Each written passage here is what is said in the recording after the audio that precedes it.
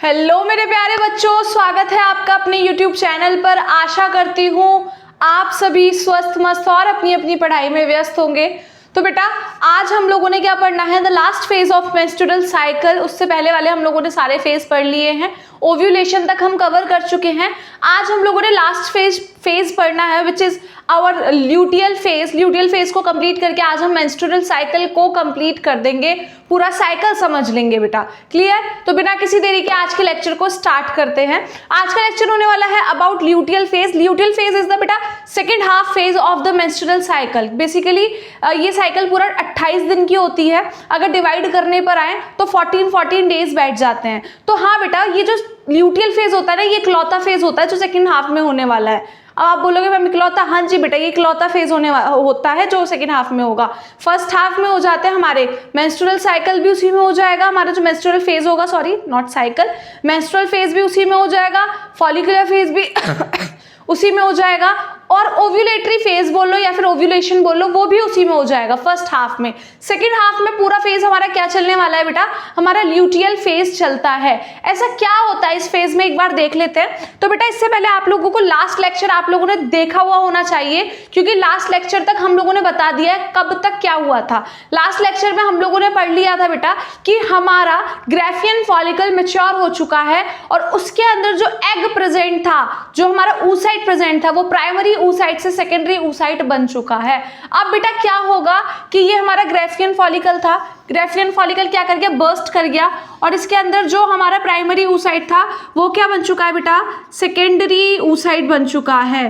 क्या बन चुका है बेटा, सेकेंडरी oocyte। ठीक है सॉरी बेटा, ठीक है। अब ये सेकेंडरी oocyte बन गया है, तो सेकेंडरी oocyte निकल जाएगा और जाकर कहाँ जाकर बैठ जाएगा बेटा, सेकेंडरी oocyte जाकर बैठ जाएगा हमारे फेलोपियन ट्यूब में। कहाँ जाकर बैठ जाएगा, फेलोपियन ट्यूब। याद है फेलोपियन ट्यूब क्या था, कुछ ऐसा दिखता था, फीमेल रिप्रोडक्टिव सिस्टम, कुछ ऐसा दिखता था बेटा। यहाँ पर ओवरी प्रेजेंट थी, इसके अंदर से ओव्यूल निकल रहा था, ये ओव्यूल निकल के कहाँ बैठ जाएगा बेटा, इस एरिया में आकर बैठ जाएगा। This is fallopian tube. In case लड़की कॉपुलेशन कर लेती है, सेक्सुअल कांटेक्ट में आ जाती है किसी मेल के साथ, अनप्रोटेक्टेड सेक्स कर लेती है बेसिकली, तो क्या होने वाला है, हमारा स्पर्म आ जाएगा और इसके साथ फ्यूज कर जाएगा और प्यारा सा छोटा छोटा जायगोट बन जाएगा, एम्ब्रायो बन जाएगा, बेबी बन जाएगा। बट यहाँ पर हम लोगों ने क्या पढ़ना है बेटा, मेंस्ट्रुएशन पढ़ना है हम लोगों ने। बेसिकली हमें वहां मेंस्ट्रुअल फेज तक पहुंचना है, पीरियड्स वाली चीज पढ़नी है कि क्यों होते हैं। तो यहाँ पर हम लोग ये चीज नहीं देखने वाले, प्रेगनेंसी हमें नहीं देखनी है।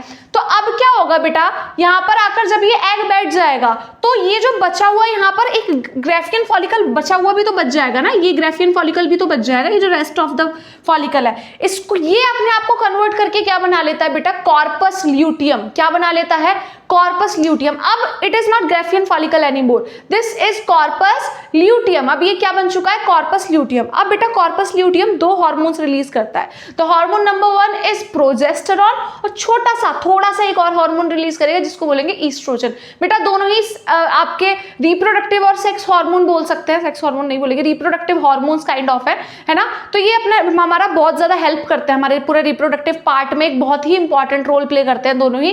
तो प्रोजेस्टेरॉन सीक्रेट होगा कॉर्पस ल्यूटियम से, और साथ में ईस्ट्रोजन भी सीक्रेट होगा। जब बेटा ये दोनों सीक्रेट हो जाएंगे तो प्रोजेस्टेरॉन अपनी क्या भूमिका निभाएगा कि प्रोजेस्टेरॉन जो एंडोमेट्रियम बन रहा था उसको क्या करेगा, थिक करेगा। ईस्ट्रोजन ने एंडोमेट्रियम की पहल करी थी, एंडोमेट्रियम बनाना स्टार्ट किया था ईस्ट्रोजन ने, लेकिन ईस्ट्रोजन अब उसको और ज्यादा मेंटेन नहीं करेगा। उसको मेंटेन कौन करने वाला है बेटा, प्रोजेस्टेरॉन करने वाला है। क्लियर? क्लियर? जैसे होता है ना, मिस्त्री वगैरह होता है, वो हमारा घर बनाकर हमें दे देता है, अब उसे मेंटेन हम लोगों ने करना है, हमें कैसे रहना है उसके अंदर, कैसे कहीं तोड़ फोड़ ना हो जाए, अच्छे से रखना है, चीजों को अच्छे से रखना है, ऐसे ही होता है ना। तो ईस्ट्रोजन ने तो पहल कर दी थी, वो बना दिया था एंडोमेट्रियम, लेकिन एंडोमेट्रियम की उसकी थिकनेस को कौन कंट्रोल करने वाला है, उसको मेंटेन कौन करके रखने वाला है बेटा, प्रोजेस्टेरॉन। तो बेटा ये फेज एक ऐसा फेज होता है इसके अंदर जो हमारा एंडोमेट्रियम या उसकी जो थिकनेस होती है वो पीक पे होती है। सबसे ज्यादा थिक जो हमारा एंडोमेट्रियम रहता है ना, वो हमारा ल्यूटियल फेज में रहता है, क्योंकि इसके अंदर क्या रिलीज हो जाता है बेटा, प्रोजेस्टेरॉन रिलीज हो जाता है। किसके थ्रू, कॉर्पस ल्यूटियम के थ्रू रिलीज हो जाता है। क्लियर। अब प्रोजेस्टेरॉन क्या करेगा कि हमारे एंडोमेट्रियम को मेंटेन करके रखेगा, ठीक है, रखेगा रखेगा रखेगा। वो किस चीज के लिए प्रिपेयर कर रहा है? प्रेगनेंसी के लिए। लेकिन प्रेगनेंसी तो नहीं होने वाली है बेटा, तो अब क्या होगा? हमारा जो ईस्ट्रोजन है, ईस्ट्रोजन के भाव बढ़ जाएंगे। ईस्ट्रोजन क्या बोलेगा? हमारे हाइपोथैलेमस पिट्यूटरी को जाकर बोलेगा कि एलएच का सीक्रेशन रोक दो। जैसे ही बेटा एलएच का सीक्रेशन रुकेगा, ऑटोमेटिकली हमारा प्रोजेस्टेरॉन का भी सीक्रेशन क्या हो जाएगा? कम हो जाएगा। एलएच का सीक्रेशन रुकते ही प्रोजेस्टेरॉन का सीक्रेशन भी डाउन चला जाएगा, और जैसे ही प्रोजेस्टेरॉन का सीक्रेशन डाउन जाएगा, उसकी थिकनेस को अब कौन मेंटेन करेगा? जब लोग ही नहीं रहेंगे उस घर के अंदर, तो वो घर क्या बन जाएगा? खंडर बन जाएगा, गंदा हो जाएगा, कबाड़ा हो जाएगा। ऐसे ही जब प्रोजेस्टेरॉन रहेगा ही नहीं, तो एंडोमेट्रियम क्या कर जाएगा बेटा? शेड कर जाएगा, निकल जाएगा बाहर। और एंडोमेट्रियम तो बाहर निकलेगा, साथ में किसको लेकर निकलेगा? साथ में इस सेकेंडरी oocyte को लेकर निकलेगा। और जो ब्लड वेसल्स उसने रख रखी थी अपने पास, अपने आप को प्रिपेयर कर रहा था ब्लड वेसल्स को इकट्ठा करके, वो ब्लड वेसल्स के साथ जाएगा। बहुत सारा ब्लड फीमेल वेजाइना से होता हुआ जाता है, जो कि हम लोगों ने देख लिया मेंस्ट्रुअल फेज में। क्लियर बच्चा? क्लियर। घूम फिर के वही फेज आ गया, तभी तो इसको साइकिल बोला। साइकिल तभी तो बोला। यही ये फेज खत्म होते ही कौन सा फेज स्टार्ट होता है बेटा? हमारा मेंस्ट्रुअल फेज स्टार्ट होता है। तो एक बार पूरे नोट्स के थ्रू पढ़ लेते हैं क्या क्या होता है। It begins around the 15 day of the menstrual cycle. Menstrual cycle 28 days का, 14 to 15 डेज पे ये स्टार्ट हो जाता है, इसीलिए इसको सेकेंड हाफ में बोला जाता है कि ये सेकेंड हाफ में होता है ये पूरा phase. The Graafian follicle that releases and secondary oocyte at ovulation change into a structure called corpus luteum। यही मैंने आपको बताया कि हमारा जब ग्राफियन फॉलिकल मैच्योर हो गया था, देन वो बस्ट कर गया, उसमें से सेकेंडरी oocyte निकल कर बाहर आ गया। अब वो अपने आप को किस में कन्वर्ट कर लेगा बेटा? कॉर्पस ल्यूटियम में कन्वर्ट कर लेगा। The corpus luteum will release progesterone along with some oestrogen.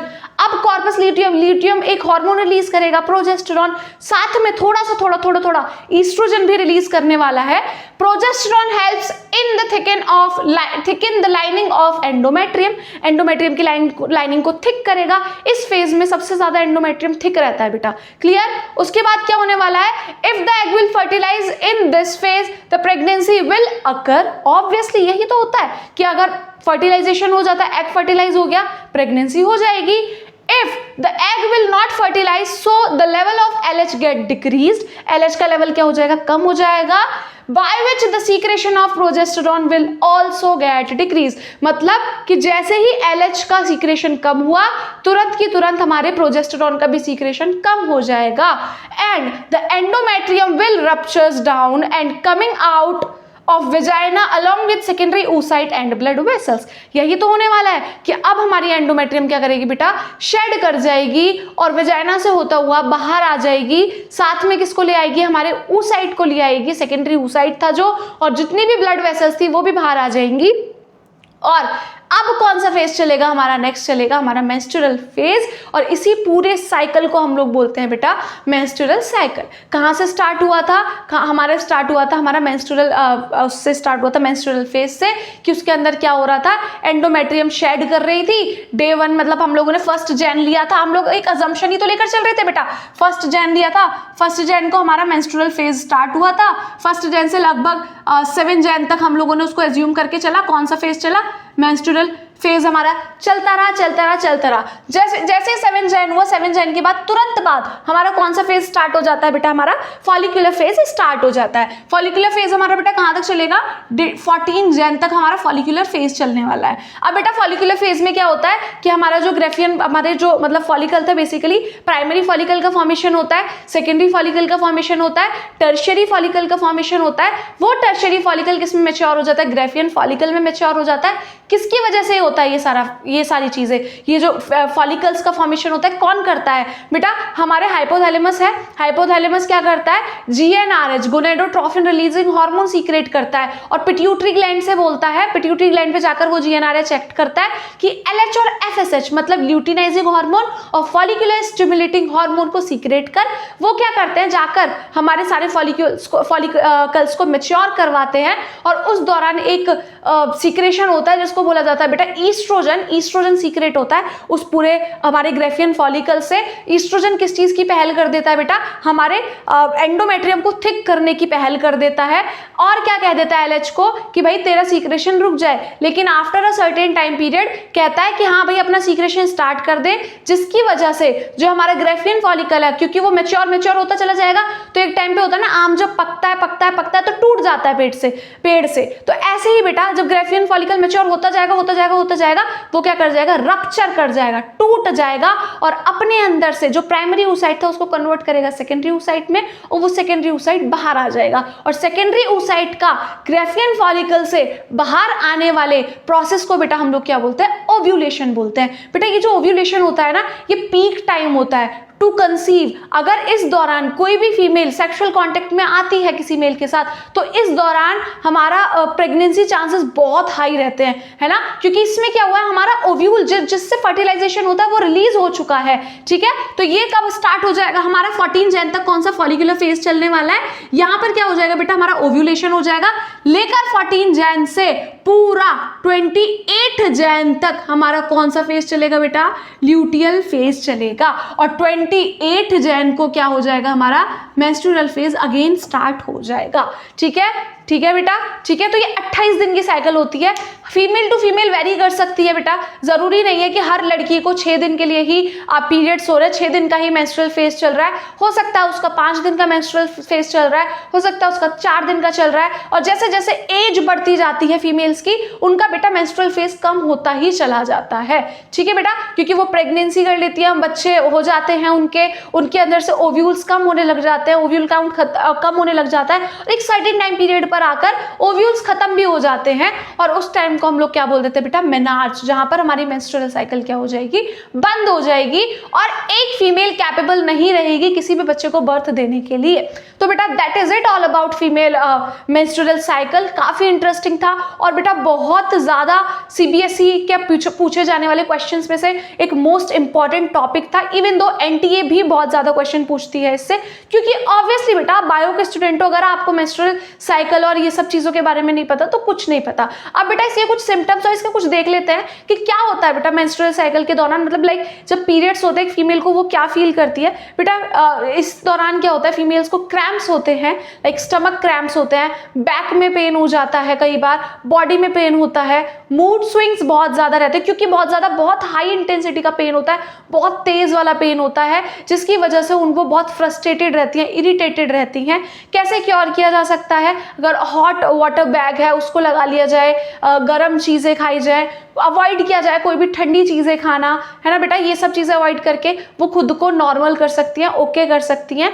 तो बेटा that is it all about this lecture. Hopefully आपको मेंस्ट्रुअल साइकिल पूरा अच्छे से समझ में आ गया होगा। मैंने अपना 100% दिया है, आशा करती हूँ आप भी अपना 100% दे रहे हो, सुनने में, लिखने में और समझने में, क्योंकि तीनों ही चीज़ बहुत ज़्यादा इंपॉर्टेंट है। फिजिकल प्रेजेंस इतनी इंपॉर्टेंट नहीं होती जितनी मेंटल प्रेजेंस होती है, तो आप मेंटली प्रेजेंट रहें क्लास में, जिसकी वजह से आपको चीज़ें अच्छे से क्लियर हो और आप अपने बोर्ड में अच्छा स्कोर कर पाए। That is it all about this lecture. Hopefully everything is clear to you all. If you guys like the video, do like, share and subscribe the channel.